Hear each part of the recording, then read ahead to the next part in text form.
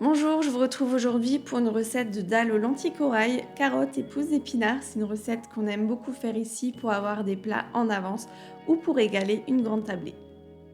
Donc pour cette recette, j'ai utilisé des lentilles corail, des carottes, des oignons, de l'ail, de la pulpe de tomate, du lait de coco, des épices comme du paprika, du cumin, du curcuma, du piment d'Espelette, du sel et du poivre, ainsi que de la pâte de gingembre.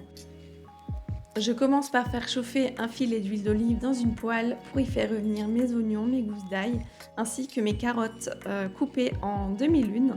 Je rajoute ensuite 200 ml d'eau avec une cuillère à café de bouillon de légumes. Et j'hésite pas à rajouter de l'eau ensuite, il faut surtout pas que les carottes attachent, il faut du jus.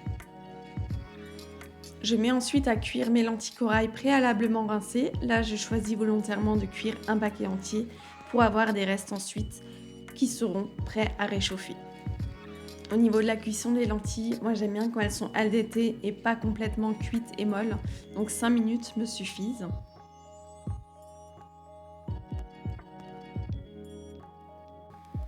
Je rajoute ensuite une boîte de pulpe de tomate et les épices que j'ai énoncées précédemment. Alors au niveau du dosage des épices, j'ai pas de quantité exacte à donner. Pour moi c'est très intuitif, il faut épicer puis goûter et rectifier si besoin. C'est un plat qu'on aime épicé et parfumé, donc faut pas hésiter. Il y a juste le cumin qui n'est pas à doser trop fort.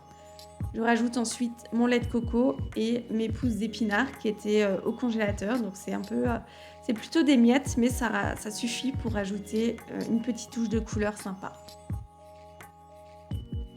Je rajoute ensuite environ 5 louches de lentilles corail et je mélange. Mais on pouvait aussi à ce moment-là rajouter des lentilles corail crues et terminer la cuisson grâce à la sauce. Là aussi, cuisson à vérifier pour qu'elle reste al dente.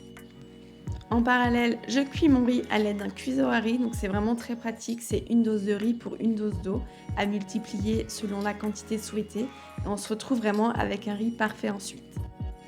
Je dresse ensuite mes bols avec du riz, du dalle, du jus de citron, de la coriandre, quelques grains de piment, si on aime épicé, et surtout des noix de cajou concassées pour apporter du croquant, autrement le plat reste très mou et le croquant ramène quand même quelque chose de différent. Avec le reste, j'arrive à faire 2 plats complets avec du riz et du dalle, ainsi qu'un plat avec uniquement du dalle.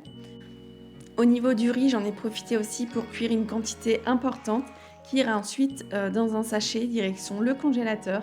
Ça permet d'avoir vraiment du riz déjà cuit, prêt à assaisonner, juste à réchauffer pour accompagner quelque chose les jours où on n'a pas le temps de faire cuire du riz, faire cuire des pâtes ou autre.